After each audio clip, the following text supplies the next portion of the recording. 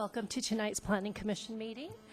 By way of introduction, we are a deciding body that has been appointed by your town council to make recommendations and decisions on land use matters within the town of Los Gatos. We have 3 items on today's agenda, and we certainly welcome your attendance and encourage your participation. If you would like to speak tonight, we ask that you submit a speaker's card. I don't happen to have one right now, but it's the yellow card that is located behind the chamber benches. Certainly all the applicants need to fill one out, and if you'd like to speak on any item, please do so also. Okay, and with that, Ms. Rooney, do you mind doing roll call tonight? My pleasure. Commissioner Bourgeois. Here. Commissioner O'Donnell. Here. Commissioner Talasfore. Here. Commissioner Erickson is absent. Vice Chair Jensen. Here. And Commissioner Sayak. Here. We have a quorum. Great. And then Commissioner Bourgeois, do you mind doing Pledge of Allegiance tonight?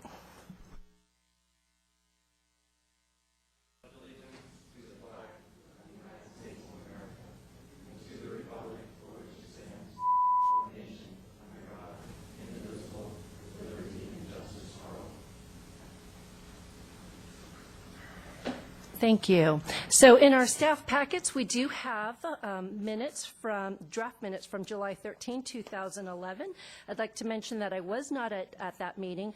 However, I did review I watched the tape and I reviewed the minutes, and so I feel like I am capable of voting on it. Commissioner Talasfore? And I also was not here on July 13th, but I reviewed the video and reviewed the minutes, and I can vote as well. Okay. Any comments, Commissioner Bourgeois? I was going to move to approve the minutes of July 13th as is. Okay. And do I have a second? Great. All those in favor say aye. Aye. Anyone opposed? Motion passes unanimously. We are now at written communications. At this time, I do not see anything, and just want to confirm no written communications. No written communications. Okay, great. And we do, however, have requested continuances. Item 2, which is 135 Riviera Drive, has requested a continuance to August 24, 2011. Correction. September 14th, 2011. September, okay. Let me make that note on my own notes. And are there any questions of staff as for the continuance, Commissioner? I was just wondering what the agenda looked like on September 14th. I actually was going to go over that during director's comments, but let me take a quick look and see. Lots of items. Lots of items. How about the 28th? 28th, right now, we only have one item. And so my sense is we're going to be moving some off the 14th. We just have a lot of items scheduled, so we'll probably be moving some to the 28th. So what, when this motion is made, what's the date that we should? It's the 14th. It's a September continued 14th. item, so it would be first to be heard as a continued item. Okay. Okay. Any other commissioners? Go ahead. Do we have an option to move it to the 28th where there's only one other item on? Why is we being told that it's the 14th? Well, I would suggest that let staff go ahead and handle that part of the agenda, and we'll go ahead and move things as need be. We will. I don't want to, I don't know what agreements have been made, what decisions have been made between the applicant and planning staff, and controlling the agenda is our responsibility. So we'll go ahead and take care of that and make sure that we've tried to balance that out. Excuse me. Commissioner O'Donnell. Motion then if staff is taking care of this, or is this something that is in our discretion? Well, we certainly need a motion to continue it since it's officially in our agenda. I just don't understand if staff does something that we can't go against. I do not understand that.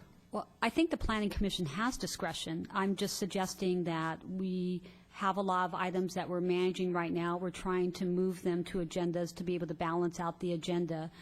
I'm not sure what discussions have taken place between the applicant and planning staff. My sense is that that was a topic for them, and I wasn't privy to those conversations. However, I do have control over what's on the 14th and can move things to the 28th. However, the Planning Commission has discretion to move that to the 28th that they would like. Okay, let me I just want to establish that. I don't mind keeping it on the 14th. And in fact, I'm going to be gone for 2 weeks as of September 27th. But I would be happy to have it go to the 14th. I was just trying to establish what the procedures were. Thank you. Any other questions? Commissioner Bourgeois? question or a motion? Can I make a motion? Please do. I'd like to move to continue item 2, 135 Riviera Drive, to the meeting of September 14th, and I'm confident that the staff can arrange the agendas of those two meetings. Do I have a second? Commissioner Telesfor? Yeah, I'll second that. If I could add something, though, to your motion? I'm not even sure if I should add this now or just make it as a comment. I'm going Why to don't make we it as a hear it? comment. I'm going to second his motion, but make a comment if I could. So after reviewing the Riviera Terrace on July 13th, reviewing that video, I realized that it seems to be a great concern from the commission about story poles. And it occurred to me with the discussion that ensued that what we are missing to really evaluate this, and actually it's an essential piece, is the context of the present and current buildings with the newly proposed buildings. We have no visual of that at all. We don't have a visual as far as mass, but we certainly don't have a visual as far as how it looks together, because they're both very different from each other. And I think it's important that we have that. So I would like to make a request that the applicant provide us with some kind of, not a rendering, but a digitized photographic document that would show that.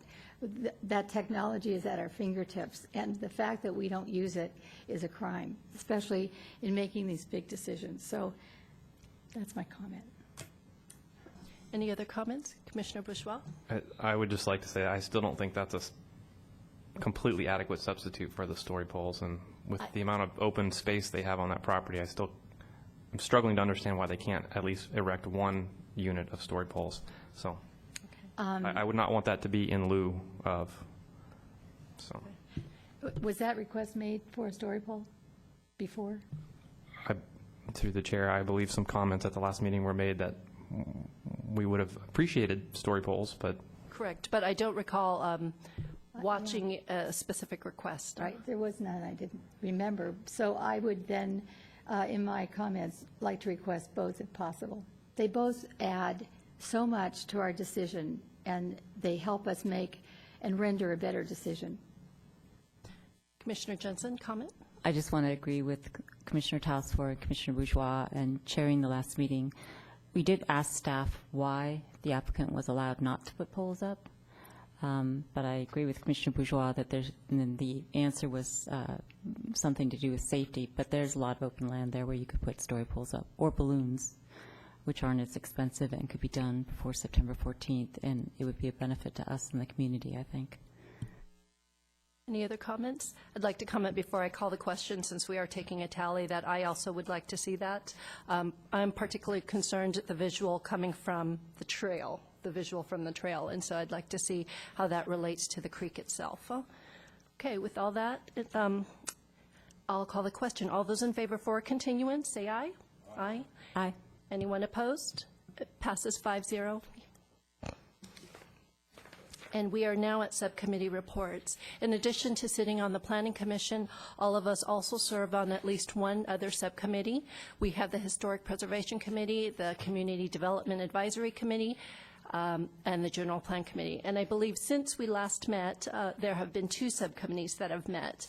The first is the North 40 Advisory Committee, and I'd ask Commissioner Bourgeois to please provide us an update. thank you. The General Plan Committee members from the Planning Commission also sit on the North 40 Specific Plan Update Subcommittee, and we met last Thursday. We had quite a long meeting. One of the things we went through was the economic analysis that the consultants have done on sales tax leakage and what sort of uses from an economic standpoint could best be accommodated on the site. We also went through a land use planning exercise where we were divided into teams, and if we had our druthers, what would we like to see on the site as far as site design, and that consumed a large portion of the meeting. In fact, we didn't get to some of the agenda items at the tail end, so there's going to be another meeting, and all of these meetings are open to the public. If anyone is concerned about what is going on at the North 40, I encourage you to attend these meetings. There's a lot of important decisions being made there. So, thanks. Thank you. And Commissioner Bourgeois, I know a lot of people are following it. Is there a place that they can go to if they want to see some of the materials or read any information? We actually have that on our town website. There's a North 40 page. Thank you. And I believe today the Community Development Advisory Committee met? Well, yes, we call it the Conceptual Development Advisory Committee, but that's close enough. apologize. I'm Thank making you. up things. Commissioner O'Donnell and I sit on that committee, as well as two of our council people. And today we heard two cases come before us. One was at 16212 Las Gatas Boulevard, which is on the corner of Las Gatas Boulevard and Shannon Road. And it was a request to go to rezone a .96 acre property from commercial highway to construct 11 new single-family residences. Everybody, the commissioners and the council people gave their input after the presentation, and really had a lot of concern about the loss, again, of some retail, the positioning of those homes on that very busy corner, the intersection itself, ingress and egress from the property. We talked about that a lot, and the applicant really appreciated this verbal communication with them and giving them our ideas. Then we heard another project. Oh, Commissioner O'Donnell, do you want to have it? No. We heard another project at 400-420 Blossom Hill Road. It was requesting a review of conceptual plans for a planned development to rezone a 2.9 acre property from and to demolish existing office buildings and construct approximately 37 three-story rental units. That property, it said rental, you're right, and it wasn't. It is for sale. Thank you. It was corrected at the meeting. Thank you.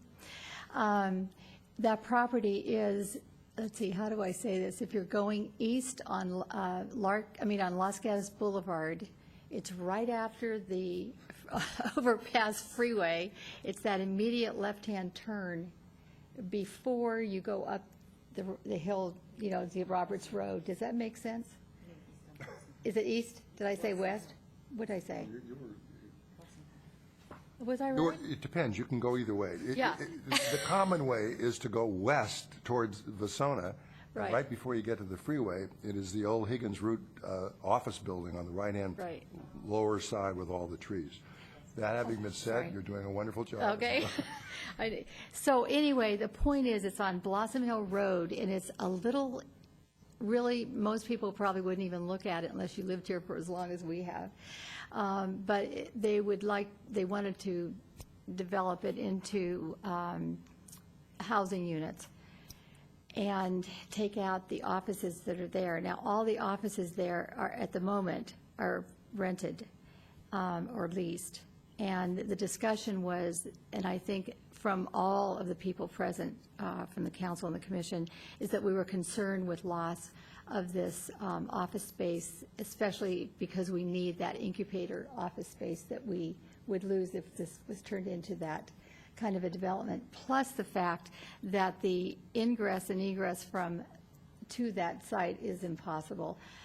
There were other issues as well. So, and I think they appreciated that. And I think that's, I don't know if they appreciated it, but I think they were appreciating our honesty. Okay. Fortunately, normally they at least seem to appreciate it. Thank you for that. I guess we'll look forward to seeing those two projects. We are now at verbal communications. This is the portion of our meeting where anyone in the audience can speak on anything that is not on the agenda item. I do not have a speaker card, so I'm assuming that no one here would like to speak. And so we are going to move towards consent. Before we move to consent, I believe Commissioner Bourgeois, you have a statement to make? I do. The applicant in item number 1, Yoga Source Partners, is a source of income for my wife, so I'm going to have to recuse myself from this item. Okay, thank you.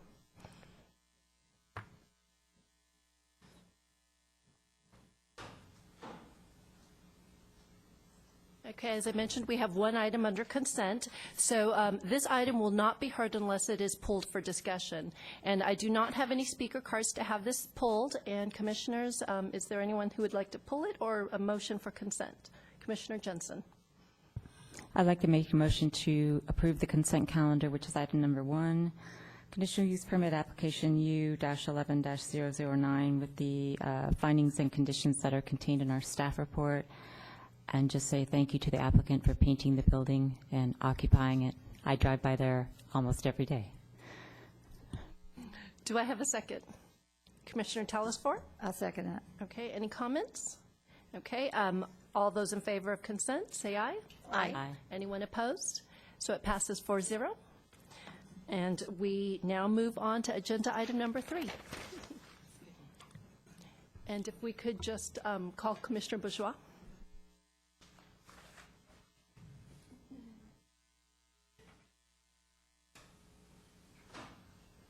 Oh, they did come. I was wondering who they, I asked Jennifer, she.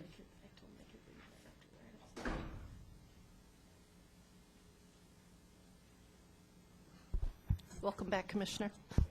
So we are now at agenda item number 3, which is architecture and site application S-10-034, variance application V-10-001, and the property is located at 61 Ellenwood Avenue. And Ms. Mosley, will you provide tonight's staff report? I will. Thank you, Chair and Commissioners. The subject property, located at 61 Ellenwood Avenue, is a 14,363 square foot interior lot zoned R18. It currently contains a 2,280 square foot two-story residence with a 540 square foot detached garage. The property owner has submitted an application to construct additions to the first and second floor of the residence and to demolish the existing detached garage and to construct a new attached garage in a similar location. While the existing garage has non-conforming front and side setbacks, the removal of the garage would require the new garage to comply with the current setbacks for the R18 zone. In order to provide the layout and access to the proposed cellar below the garage, the applicant is requesting a variance to project into the required front and side yard setbacks. If the variance is approved, the proposed setbacks would establish the allowed side and front setbacks for any potential future additions to the house. Now, when I say side, I'm only referring to the side directly adjacent to the property line there. It would not apply to the other side of the residence as well. The applicant has provided a written justification for the variance, citing the location and style of the existing house, the large deodar cedar tree, and the angle of the front property line as reasons for granting the variance. While the new garage will be similar in location to the existing non-conforming garage, it is staff's opinion that a conforming attached garage could be constructed with a similar layout in relation to the existing house, while providing a similar and adequate setback to the large cedar.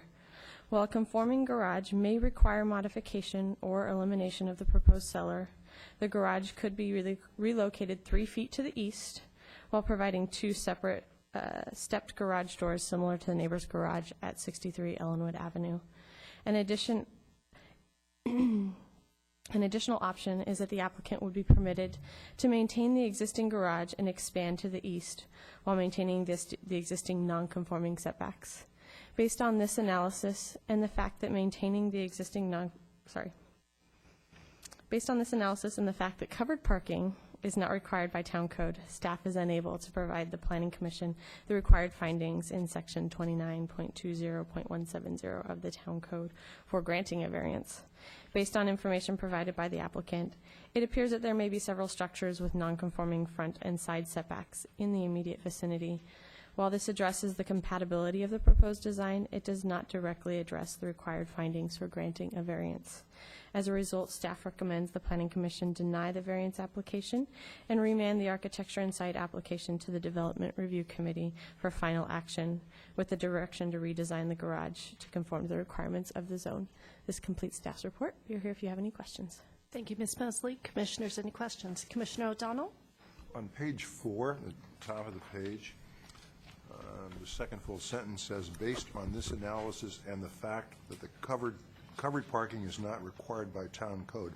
I'm not quite sure what that means. Could you just, when you say covered parking is not required, you mean they don't have to have a garage? Correct. Parking is required for single-family residences, but there is no requirement that they be covered in any way. They just are required to be If there were such a separately. requirement, how would that change anything? They already have a garage. Correct. I don't understand the sequence. What does that mean legally, or what does it mean in any event, whether it's required or not required?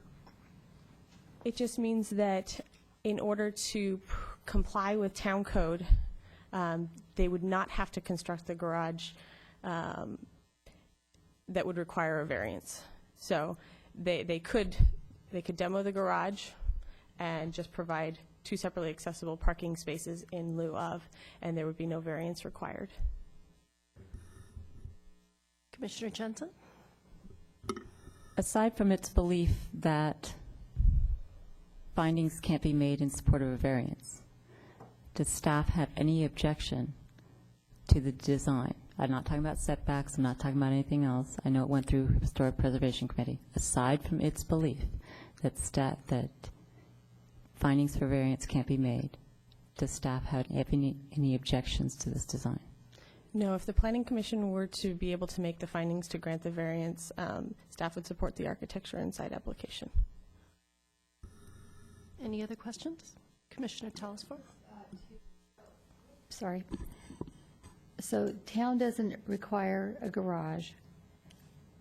And if I understand this correctly, and as soon as this place becomes larger than 0 feet, then it has to be 20 feet? The garage would have to be 20 feet? At least? Well, they could provide a single-car garage and then an additional parking space that wouldn't have to necessarily be covered. Okay. But there are requirements for a single-car garage or a 2-car garage if you are trying to Okay. comply with town code. And then one other question. In the report, under architecture and site on page 3, it says that, we're about second sentence. I'm just looking for the inches because there was a discrepancy here. It says, and does not meet required side setback of 5 feet. Existing garage is approximately 18 inches from the side property line. And I had read on the architect's letter, I believe, that it was that one said 8 inches and one said 18. Can you clarify for me? Is it 18 or is it 8? Are you asking for the required setback? No, just what it presently is. So presently, according to the applicant's plans, my understanding that it was 18 inches. The Okay, applicant so may be able that was a to clarify if They there's... probably forgot the one on the other letter. Okay, thank you. Any other questions? Okay. So I will now open the public hearing. The applicant, who is Mr. Gary Schlow, will have 5 minutes to speak, and if there is anyone else who would like to speak on the matter, just submit a speaker card, and if you do decide to speak, you'll have 3 minutes to do so. Okay? Right now, Mr. Schlow, you have 5 minutes. Good evening, Madam Chair and members of the Planning Commission. I'm Gary Schlow. My office is at 213 Bean Avenue. I'm the architect for this project at 61 Ellenwood. I have with me Mr. Lambert, sorry, John Lambert, and Jay Plett from my office. I want to first thank staff for helping us work through somewhat of a complex project, although it maybe shouldn't have been so complex. But I want to thank them for now. I have a couple of overheads that I would like to just leave up there and maybe make some reference to it.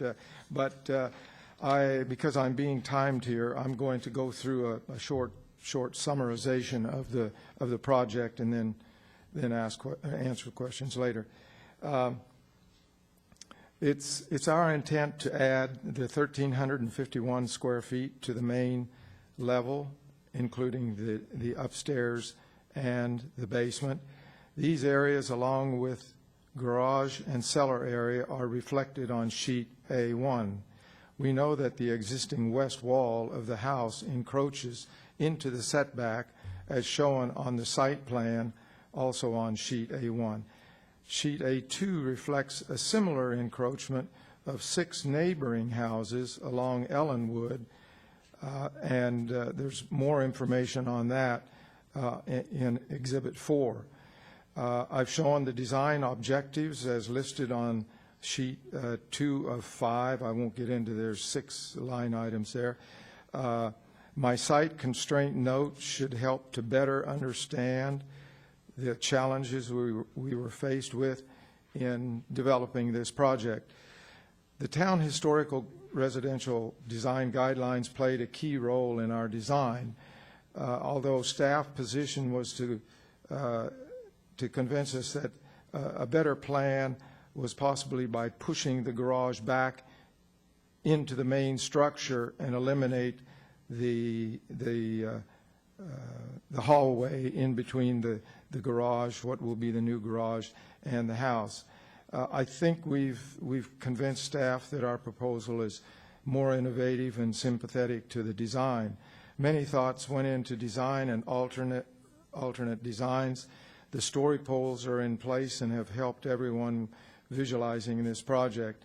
Very little of the new structure is visible, and it will be virtually unnoticed from Ellenwood. Our conclusions have resulted in the design as we present it to you tonight.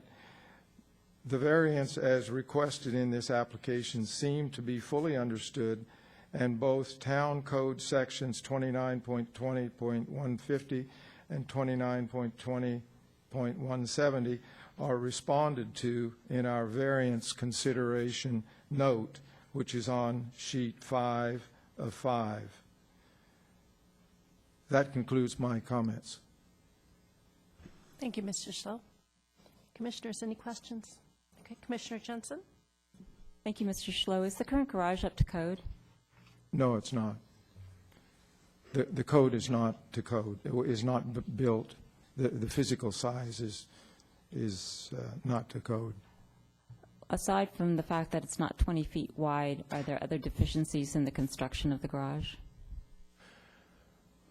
Is it old and falling down? Yeah, the garage we found, and there's not information on that here, but the structural slab and foundation of the garage has been basically condemned by geologists and by soils engineers, and it came all about because of a redwood that was growing on the side of the garage, and that's been removed. But that slab and the foundation is very much cracked up, and yeah. Any other questions? Commissioner O'Donnell? Yes, I just want to understand perhaps a little better. One of the main issues anyway, seems to be the view, your view, that the connection between the garage and the house, sort of if I call it a hallway, that's wrong, but it helps me. Yes. So that's sort of a hallway, is important to your design. And apparently the staff feels, well, that could be, but you don't need it, and therefore if you could move the garage over. Could you respond? Give me both sides of that argument. Yes, thank you for asking. We feel that the architectural style and the footprint of the existing house, and we've found this out through looking at Sanborn maps, that the basic part of the existing house that is there today was there before 1928. And then there was a garage at some other time, we can't determine, was added on to the front. And so there we have two structures that you could call at least the house a historical structure, the garage not so much historic. But I think we like the idea and the looks of the house the way it is, and we've made minor modifications to it. Historical HPC, they've given us the thumbs up on that house, and we just much prefer not to take that existing garage because it is a candidate for demolition, and but to take that garage and move it any other place on the property, there's virtually no place to put that garage other than where it is, within a foot this way or that way. And we do propose to move the new garage over to the east by 2 foot 6, 1 foot 2, yeah, not a lot, but we're fighting for dimensions here, and the structure, what is being called the hallway, is we feel very important to just the style of living that in that neighborhood and throughout the maybe the United States is connecting a garage to a house for safety. And one other item that is important is knowing the lack of physical space that the Lamberts have for their children to play in the back. There's so little area in the back and along the sides that we want to maintain a safe place for children to play. Of course, the children won't always be children, but that's another reason we wish to put the hallway in place so that it gives security to the homeowners. There's a number of houses you'll find up and down Ellenwood that have very large front yards, and more than not don't have large backyards. And I'm not suggesting that we're trying to conform to other designs, but this situation is pretty dire as far as not having a hallway versus having a hallway. Commissioner Johnson? I was curious whether I'm not sure whether you have or not, but in walking around there, are there other houses in that immediate area are there any houses in that immediate area that have an attached garage that you're aware of? By attached, oh yes. I'm talking about a traditional attached garage. Where Okay, you flip open your Yes. door and you walk into your living room. There's a number of houses that have attached garages. There's more than not. I did a house 3 houses up from Lambert's house, Bob Chimenti's house. It has a garage, but it also has a tandem placed carport. Now that carport has a roof over it, but like Ms. Mosley says, you don't need a roof or walls around a parking place for a car. But back to the question, I think most of the cars or garages are attached to the existing structures. Commissioner O'Donnell? I have another question relating to the drawing A6. You don't even need to look at it. I just want you to describe to me the cellar garage concept. The cellar garage concept, well, it's the purpose of it is simply to keep cars off of the street, and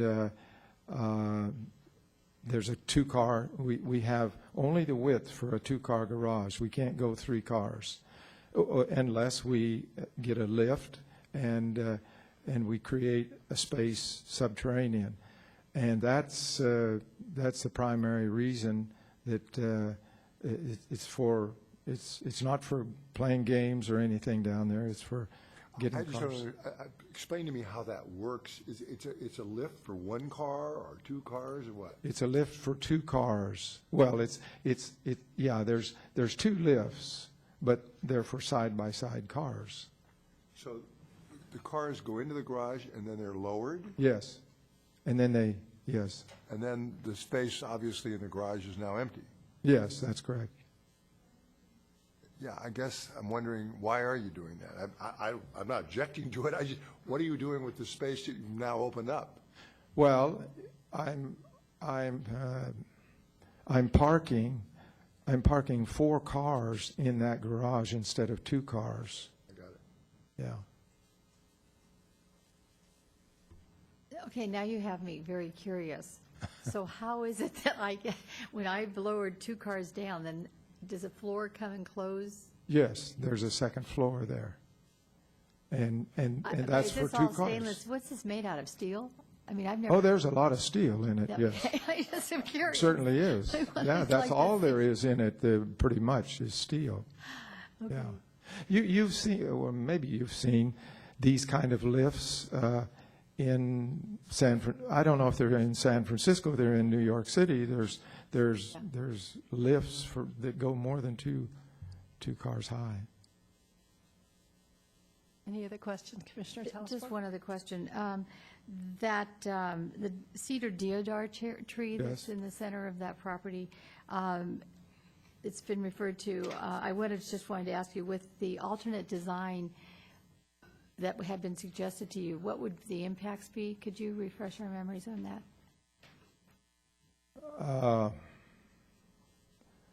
Well, the alternate design, we're trying to stay a little further away from that deodora than the town arborist has suggested. By that, I mean 2 feet or so. Our arborist, I think, his number was 14 feet. And we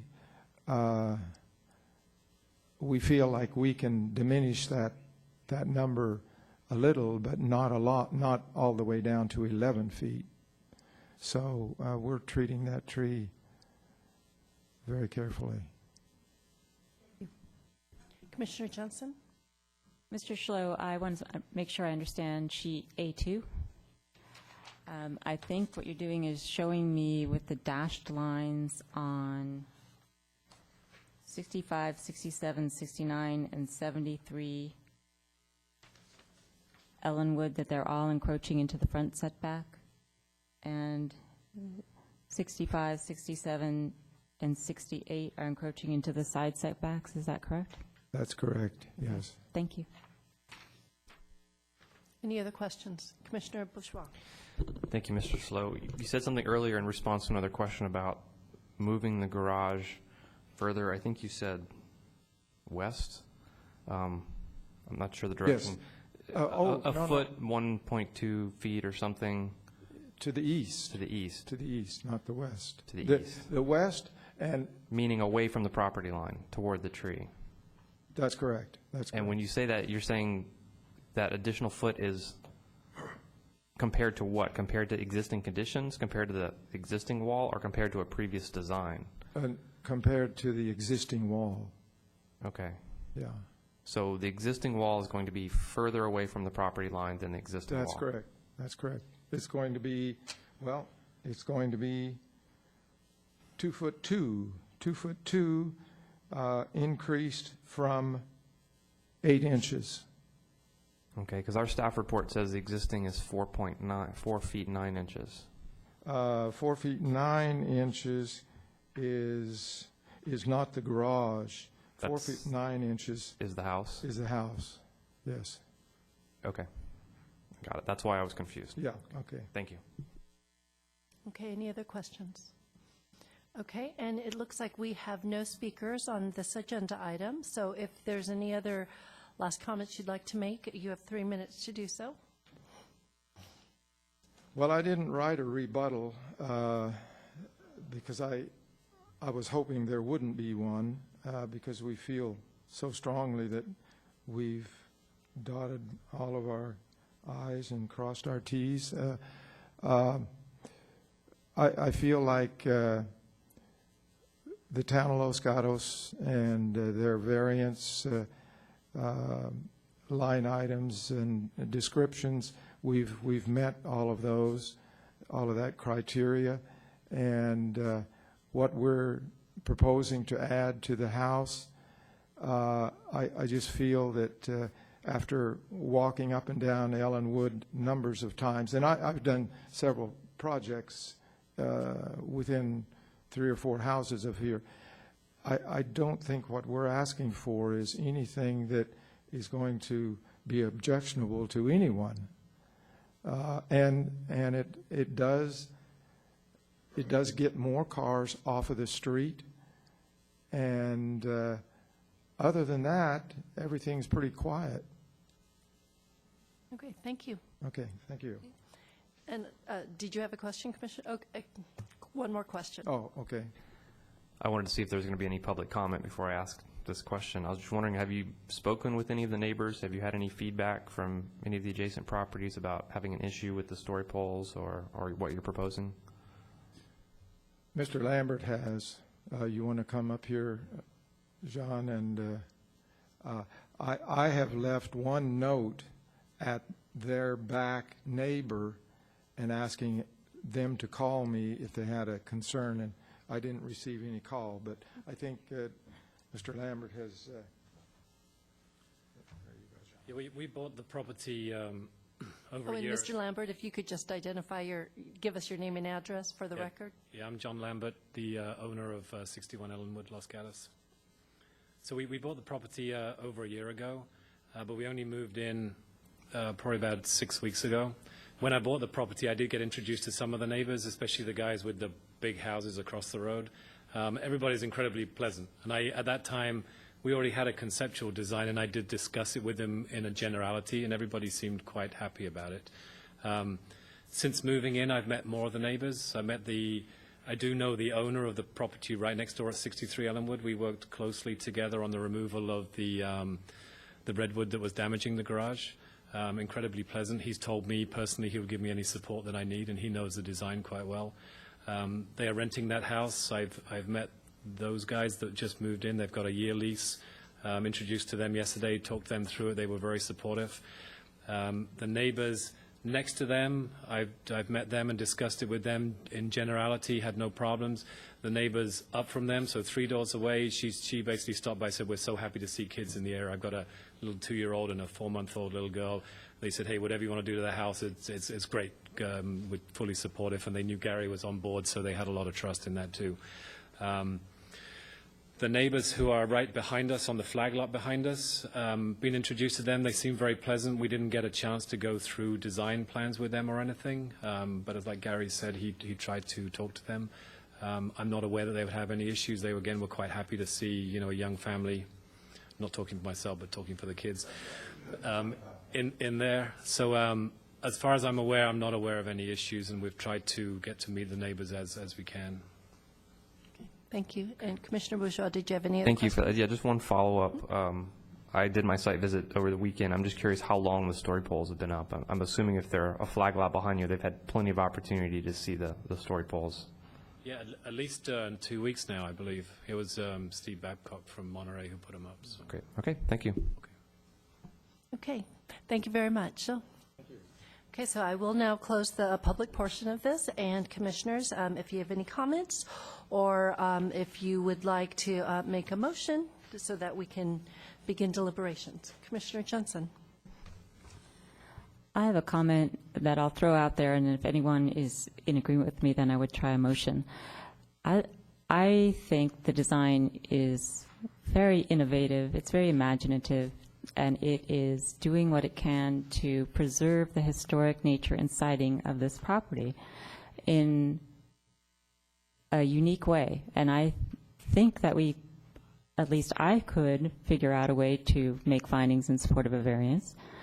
And I would be willing to make a motion to do so if I felt that there were any support among my fellow commissioners. Okay, I saw Commissioner O'Donnell and then Commissioner Telesfor. I would support the motion. I agree with you. I'm sure you will come up with language which will satisfy both, because you can. I mean, it's not narrow, and I agree with staff that they handle this the proper way. It could go either way, I think. So I just wanted to say yes, I would, not having heard it yet, but I probably would support your motion. And Commissioner Telesfor, did you have comments to make before Yeah, motions the comment would be that, we look at variances on a all projects on a case-by-case basis, but especially for variances. And it's not that the existing rules shouldn't be applied in every case. It's just that in this case, I think that the existing rules would probably burden the project so that the solution for it wouldn't be as eloquent as it is. And I know that area quite well. And the one thing that I'm really appreciative of is that we're getting to save that beautiful sweep of front lawn, because that's a character-defining element to that whole, that area of that neighborhood. And to lose that in any way would just break my heart. So with that said, I would support a motion. Any other comments? Commissioner Bourgeois? I would support a motion to that as well, but I would like a clarification from staff. I don't think I quite understand how granting this variance would then open up, basically they could do any other additions up to whatever 2.2 or whatever inches. I'm just concerned about the statement in the staff report about future work that could be done if we grant this variance. And if you could explain that to me a little better, it'd be great. So the town code section listed in the staff report speaks vaguely about how existing nonconforming setbacks are utilized in proposed additions. So say 30 years down the road, they come back here and say, we want to do an addition on the first floor along that same side of the residence where they're doing the addition and attaching the garage. They could bring it up to 2 feet, 2 inches from the property line as what that garage establishes the setback at. I think there is the potential for you to add language to your approval that says this, that it's only for this, whether or not that's easily found 40 years from now to apply to another application, is questionable. But I think you have the ability to do that. Thank you. That was going to be my next question. Is there a way to condition this motion in that way? And maybe the attorney. Or maybe the town attorney can. I know we've done deed restrictions in the past on second-story units where we said you couldn't have a kitchen, for example. So we were just conferring on that same point, and the town attorney does feel that you can apply a condition that would restrict any further encroachments other than what's established already and what would be established with this garage addition, and limit the encroachment just to that garage, or not garage addition, excuse me, the new garage. Okay. Okay. Go ahead, Commissioner So Johnson. I'd like to try a motion then. My motion would be to approve architecture and site application S10-034 based on our standard findings and conditions that we have contained in 2920-150 of the Town Code for Architecture and Site Applications, as planning commissioners have said. This is a very innovative design which takes into account the nature of the neighborhood and the nature of the property itself. And my motion is also to approve variance application V-10-001. And I believe that I can make the findings that are on page 4 of our staff report under section 2920-170 of the Town Code for granting a variance, that because of special, so we would have to find that there's special circumstances applicable to the property, including size, shape, topography, location, or surroundings. And I'm particularly focusing on location or surroundings because then when I look at page 5 of the staff report, under Historic Preservation Committee, our staff indicates that due to the historic character of the house with the detached garage, the historic character of the neighborhood, and the historic references addressed by the applicant, staff has sent this to the Historic Preservation Committee. So staff itself finds that there are unique features with respect to both the lot itself, the property itself, the house itself, and the surrounding neighborhood. And I would also point to the Planning Commission and the staff taking those very same factors into account on an application in Pennsylvania Avenue, where we were supposed to consider the historic nature of a lot and property in a neighborhood for a house that was not specifically designated historic, as this one is. So I think we can find that there are special circumstances, the strict application of which would actually place a burden on this property, which is not shared by other houses, historic houses in the area, which I pointed out in my question and are indicated in sheet A2 that do encroach onto setbacks already. So by changing the nature and character and conforming setbacks to this property alone, we would burden it and burden the neighborhood by creating an oddity in this very nice historic neighborhood. I can also find that the granting of a variance would not constitute a grant of special privileges inconsistent with the limitations upon other properties. As I've just indicated, other properties encroach into the setbacks. We would actually place a burden on this property if we required them to either maintain a garage, which doesn't work and doesn't stand up, and we would burden the neighborhood and this house by, I don't want to say destroy, but I do want to say mar the historic character of the lot and the house. So by granting a variance, what we're doing is maintaining the status quo. I don't think we're varying anything. So I think I can make those two findings, and I incorporate the comments of other planning commissioners with respect to that. To the extent that this motion goes forward, I would add a condition, including those that are contained in the staff report, that should this variance be granted by the Planning Commission, that it be limited specifically to the new garage design as contained in the application before us tonight, and that to the extent staff believes it's appropriate, that deed restrictions be applied such that we can make sure that any variance that applies to the construction of the specific new garage that's proposed will be limited only to this application and not apply to any future applications for expansion. And I think that is my motion. Do I have a second? Commissioner Bourgeois? I'd like to second that. I'd also like to add to the evidence of the motion, in considering special circumstances for the variance, I'd also like to just note that the proposed garage actually is less of an encroachment than the existing non-conforming piece. So they are making an effort, but they're constrained by the tree, which I think also adds to the character of the neighborhood and is an important feature of that lot. So they're kind of squeezed in there. So I think that also constitutes additional special circumstances. So that's added in my second. Commissioner O'Donnell, you have a comment? I just have a question. Do we have to make a finding on the categorical exemption? I mean, it is categorical Actually, yes, exemption. we do. Thank you for catching that. Thank you for that. I will find that it's categorically exempt because it is a single-family residence. That's sufficient, correct? Correct. And actually, this is an architecture and site application, so if you could just mention under Exhibit 2 the considerations and review of A&S.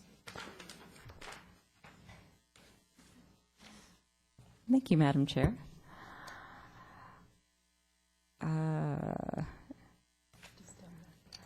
Yeah, I think I mentioned 292150 already about in my motion, so if I have to be more specific, I will be happy to do so. But I would indicate for architecture and site that this application, unlike many that we get, conforms with the residential guidelines, conforms with our historic guidelines, has been approved by the Historic Preservation Committee, has no neighborhood opposition, saves a tree, and does not put more impervious surface on a lot. So aside from the technical fact that it requires a variance, it does everything that we would normally want from an application. Any other comments? Okay, I'll call the question. All those in favor, please say aye. Aye. Aye. Anyone opposed, say nay. It passes 5-0. Thank you. Okay, and Ms. Rooney or Ms. Propp, there are appeal rights? There are appeal rights, and that's a 10-day appeal period, and that can be filed at the town clerk's office. Okay, so we are now at, that takes care of our new public hearings. Under continued other business, do we have a report from Community Development? We do. Commissioners, I just want to update you on some events that have happened and some events that are pending. As the Commission is well aware, I'm sure, that the Albright Plan Development application was approved by the Town Council. Let me take that back and say it was actually introduced. The ordinance was introduced on August 1st, and it's going for second reading, which would be adoption on the 15th of August.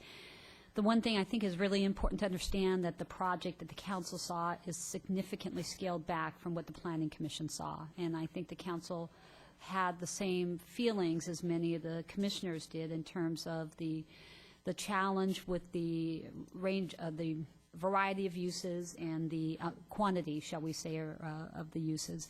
So in the end, what was approved was up to 550,000 square feet of commercial office and, well, up to 550, it's complicated to say this, it's up to 550,000 square feet of office or up to a certain percentage of office in 168 senior-only residential units. So I think the council felt that it addressed many of the concerns that were raised in terms of school impacts, traffic impacts, and I want to really clearly say that it's not 550 plus 168. It is once, if they opt to go with a senior project, then they have to offset some of that square footage on the office side, because what was studied was really the maximum, your 550,000 square feet of office or some percentage of office and the residential component. There is a 5-year trigger in there, which means that the residential could not, a building permit could not be pulled for the residential until 5 years after the ordinance was approved, which would be the 15th of August. So that'd be, what are we looking at? That it was 2016. And so, again, I think it was significantly reduced from what this Planning Commission saw. That being said, on the 24th, and I'm jumping ahead, I also want to cover the 22nd, but on the 24th Planning Commission meeting, the architectural and site application for the Albright site will come to the Planning Commission. And I did want to stress that the council has narrowly defined the scope of review because they felt many of the issues that were involved in the Arkan site were really germane to the plan development in terms of the height of the buildings, the setbacks, as we called it, the wedding cake appearance, setting back the upper stories of the building. But you'll have a staff report that outlines the purview of the Planning Commission in regards to that. And this is just phase 1 of the project, which is 2 buildings. The 2 buildings off of Winchester. In addition, we're going to have a very long evening that night because in addition, I'm sorry. I just want to make a comment about Albright. I'll make this comment at the meeting as well, but I'm going to recuse myself off of any kind of Netflix application. I realize they're technically not the applicant, but we're going to be reviewing their project. And as Commissioner Bourgeois said earlier, my husband has a source of income from Netflix, so I'll recuse myself. The other items we have is a continued hearing on 16161 Short Road, which will be the first item since it was a continued item. And then we also have the sports park. So we're going to have a packed house.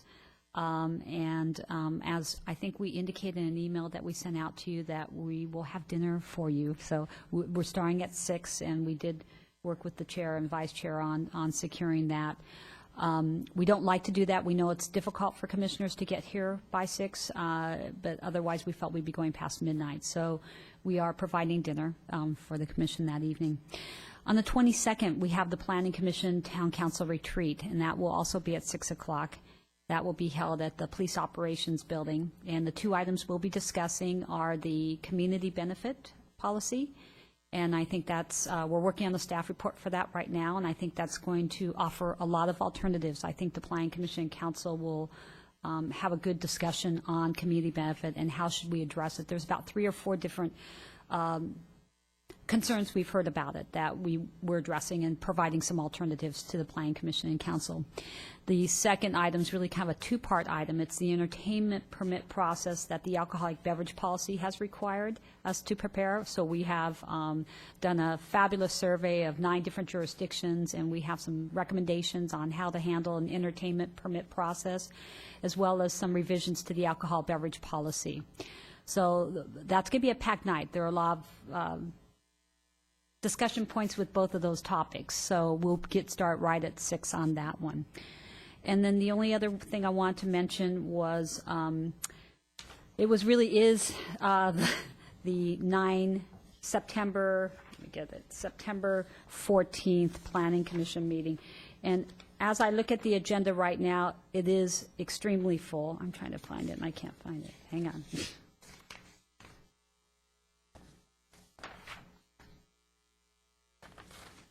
I just lost it.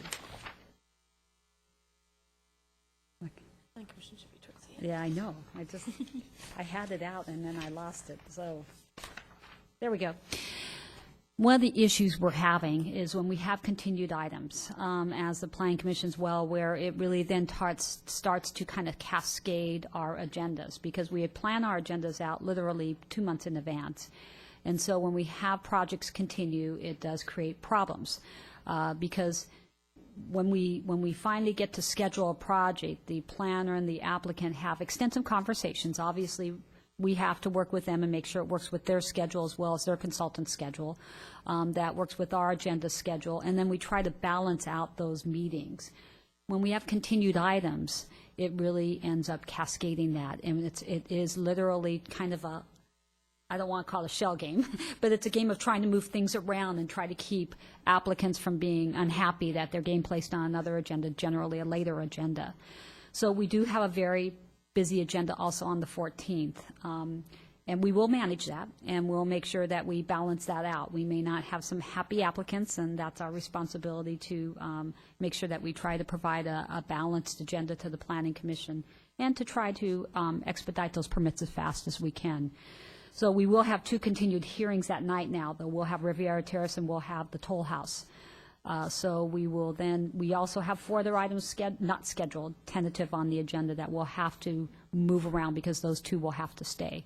And often we, and why when the commission was asking questions about can we continue Riviera Terrace in this case to the 28th, a lot of commitment is made on both sides, and the commission always has discretion on that, but a lot of work goes into trying to schedule these projects, and there's a lot of give and take on all sides. So it's something I just want you to know and understand, and our goal, it's unfortunate that Riviera Terrace was continued because we thought we'd be able to balance, again, the calendars as much as possible by having it on this evening.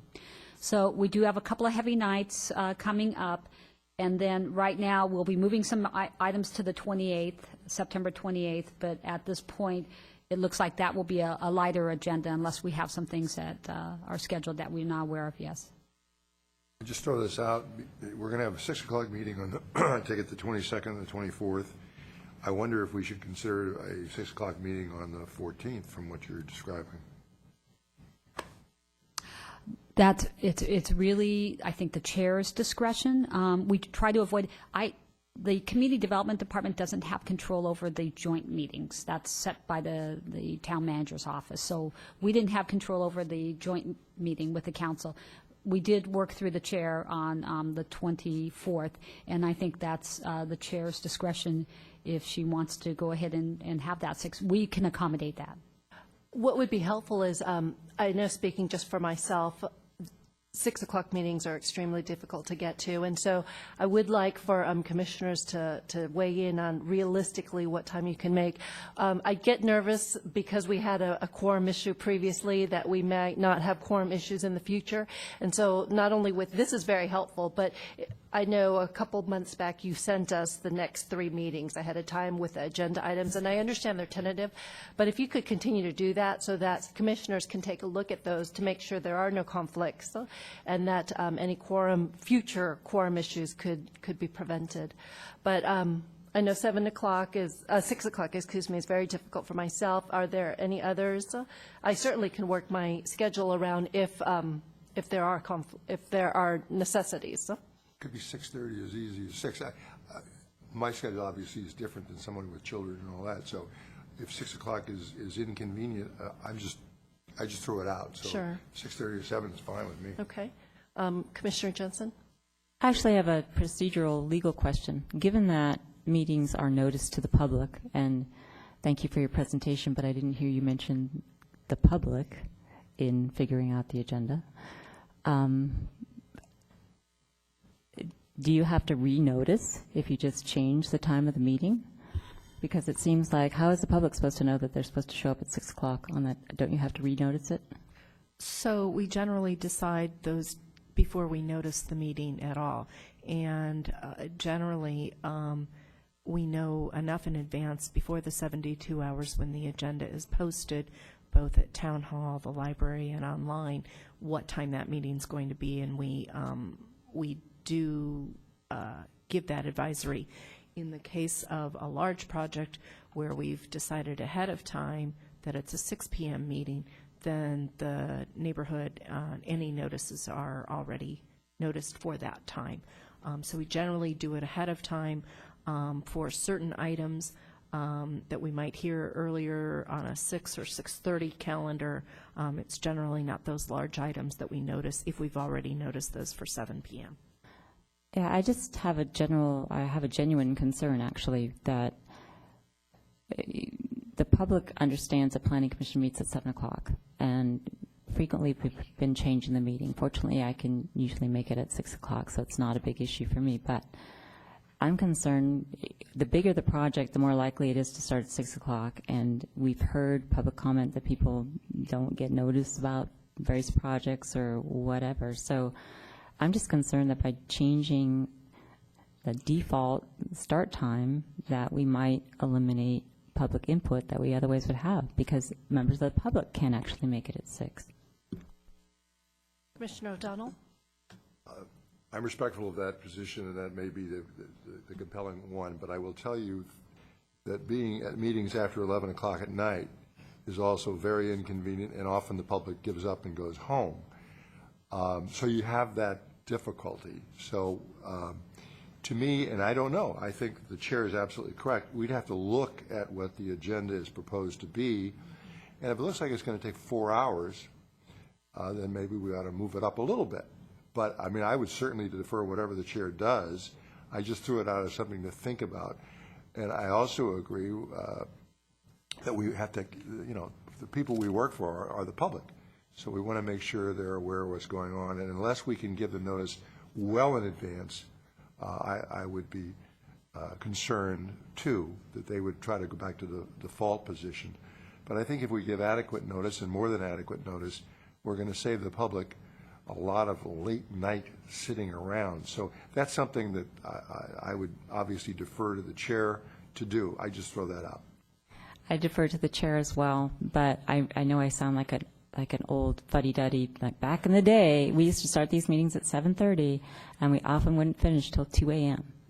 So times they have changed, but you know, people would stay for them, and so it's just a matter of what you're used to, I guess. But my concern is that everybody, it seems to me that it's reasonable to have a time that a public meeting starts, start it then, everybody knows, make the notice. If it's unavoidable to change the time, that's fine, and I respect that. That's why we're doing it. But I have a real concern about it. Okay, Commissioner O'Donnell, and then Final remark. I've been doing this for like 50 years. I have attended meetings at 2 o'clock in the morning. I've attended meetings that went on forever, and they were a mistake. I think it is a real mistake to have meetings go too late, because not only does either the council or the planning commissioners get tired and perhaps are not at their best, but all too often I've seen people who have children or people who have brains give up and go home. So I think it's swell that people used to work till 2 o'clock in the morning. I just don't think it's a good idea. Commissioner Bourgeois and Telesfor, do you have any restrictions that you need to let us know as we start looking at future times on impacted schedules? I would need to know a specific date, Okay. and I don't have my calendar in front of me, Okay. but I can, if with enough notice, I can usually make 6 o'clock work. Okay. Personally, I would rather start earlier than Thursday mornings are almost always an early morning for me. I would rather start early than stay till 2. And Commissioner Telesfor? I can work my schedule around that, and I also would rather start earlier than later. I would think that, you know, if these meetings with the larger issues perhaps could be posted as well in the newspaper, that would certainly help. And they certainly are. That is correct. Well, they are in the back, but I was thinking more toward the front. I just want to reiterate, we will not schedule an item for a public hearing. We won't move the meeting to 6 o'clock, start it early, unless the public notices have gone out to the surrounding property owners as well as in the paper. That is at 6 o'clock. So that's why Mariko and I talked early enough to make sure that we got the public hearing notices out for the meeting on the 24th with the correct start time at 6 o'clock, and that's why we're engaging in this conversation now. Whether we could put another ad in the paper, I'm not sure. I'm not sure if I could commit to that, only because of the cost of that. However, it is on our website, and it is posted at all the normal places, the library and at the town hall complex. It wouldn't be an ad, it might be a point of interest that the newspaper editor might think it was important, and I'm sure he might. Just a little, thing in the front where they have those little tidbits on the side of I think it's the town section, something like that. So just to recap, August 22, we start at 6 p.m., August 20, at the police operations, and that's at Los Gatos Boulevard, correct? August 24, we start at 6 p.m. here. And then, Ms. Rooney, did I hear you correctly that September 14, we have the 2 continued items, but there's also 4 that you're playing with? At this point, there's 4 that have tentatively been scheduled there, but that's before Riviera Terrace was added, so we'll be moving at least 2 of those items to the 28th. Okay. And I'm just emailing staff right now to say, please send out these agendas in advance to the commissioners so that they can schedule those. And Commissioner Bourgeois, you had a comment? The Town Council Planning Commission retreat at 6, is there an end time? Is it like a 6 to 9, or is it open-ended? Generally, they do have an end time, and it's usually, I want to say it's even usually 8:30. Okay. I will say, just because I know we have 2 really important topics, I would plan 6 to 9. Okay, but there's definitely a hard end time on that meeting. That's how they have generally been since I've been here. Okay, thank you. Okay. Any other comments, commissioners? Commissioner Bourgeois? Are we in commission matters now? Yes, yes. Actually, before we move on, any other reports? Okay, we are now under commission matters. Tagging on to what Commissioner Jensen said earlier, I wanted to let people know, I know over the past, 6+ years I've been on the commission, I've had to recuse myself from a handful of items because of the consulting firm I work for. I wanted to let the commission know that I'm no longer working for that firm. So the only item we had in the works that I had recused myself from is Albright, and I've spoken with the town attorney, and there's no reason for me not to be able to step back in on that at this point. So I just want to let the commission know, and I will be making that statement during the Albright hearing as well, so that the applicant is aware of why I'm no longer recusing myself. So. Wonderful. And also I want to let you guys know, in case you hadn't heard, we do have a new commissioner. Margaret Smith was appointed, and I believe she will be at the retreat on the 22nd? Yes. Okay. She'll be at the retreat, and then her first official night here will be the 24th. And any other commission matters anyone else would like to share? Okay, well then we're adjourned. Thank you.